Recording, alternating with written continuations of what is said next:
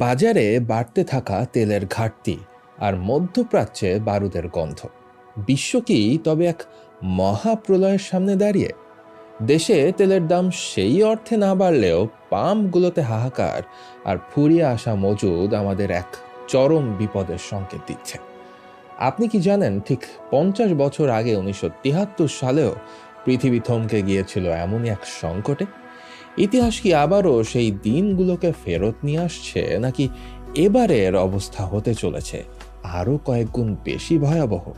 চলুন তবে খুঁজে দেখা যাক ঠিক কি ঘটেছিল 1973 সালে।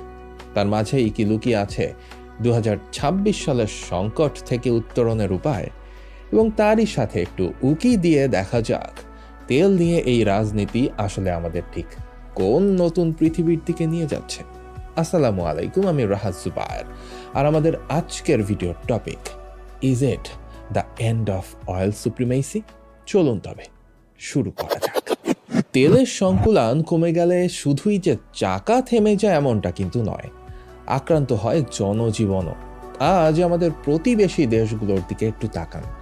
শ্রীলঙ্কা ও মিয়ানমারে শুরু হয়েছে তেলের রেশনিং।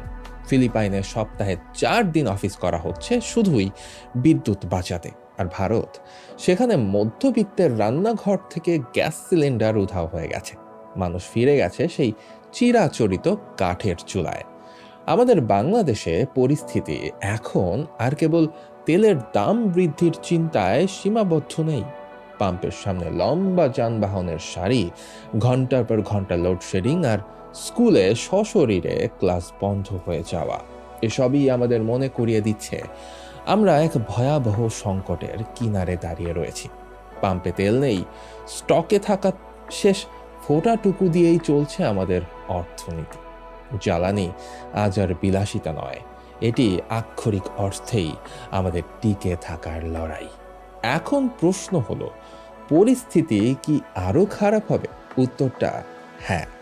ম্যারিটাইম বিশেষজ্ঞ মিস্টার জেনসেনের দেওয়া তথ্য মতে, হরমুজ প্রণালী বন্ধ হওয়ার ঠিক আগে তেলের যে চালানগুলো এশিয়ার পথে রওনা হয়েছিল সেগুলো এপ্রিলেই শেষ হয়ে যাবে।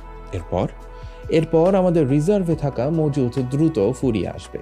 অনেক বিশেষজ্ঞের আশঙ্কা, যুদ্ধ এইভাবে চলতে থাকলে তেলের দাম ব্যারেল প্রতি $200 ছাড়িয়ে যেতে পারে।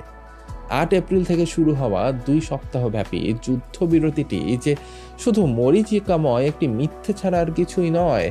এই যুদ্ধ যে চলতে যাচ্ছে আরো লম্বা সময়ের জন্য, তা বুঝতে বিচক্ষণদের আর বোধ হয় বাকি নেই বেশি। এসবের মধ্যেই ডোনাল্ড ট্রাম্প যখন তেল সচল করার হুমকি দিচ্ছেন, তখন ইরান খেলছে অন্য এক খেলা। তারা ডলার চায় না, তারা চায় পেট্রো ইউয়ান। হার্ভার্ডের অধ্যাপক কেনেথ রোগফ বলছেন, ইরান সরাসরি আমেরিকার চোখে আঙুল দিয়ে দেখিয়ে দিচ্ছে যে ডলার ছাড়াও দুনিয়া চলতে পারে।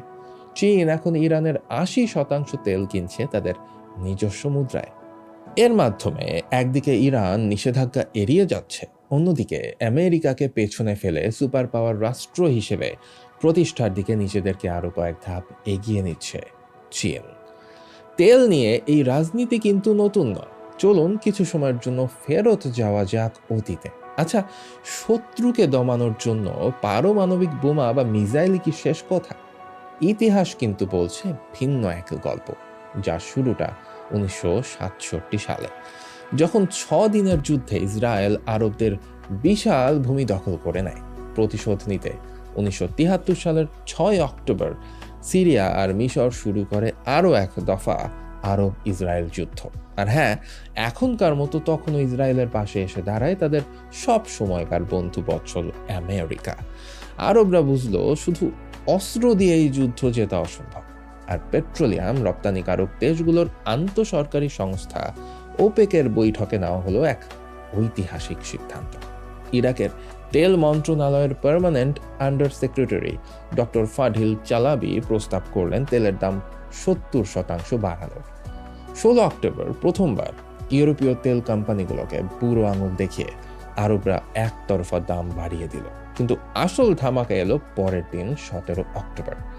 সৌদি আরবের তেলমন্ত্রী আহমেদ জাকি ইয়ামানি ঘোষণা করলেন, যারা ইসরায়েলকে সাহায্য করছে তাদের আর এক ফোঁটা তেলও দেবে না আরব দেশগুলো। শুরু হলো স্মরণকালের সবচেয়ে ভয়াবহ জ্বালানি সংকট। তেল হয়ে উঠল আরব্য রণাঙ্গনের প্রধান অস্ত্র। যুক্তরাষ্ট্রে সরকারি আদেশ করে গাড়ির গতি কমিয়ে দেওয়া হলো। শুরু হলো তেল রেশনিং।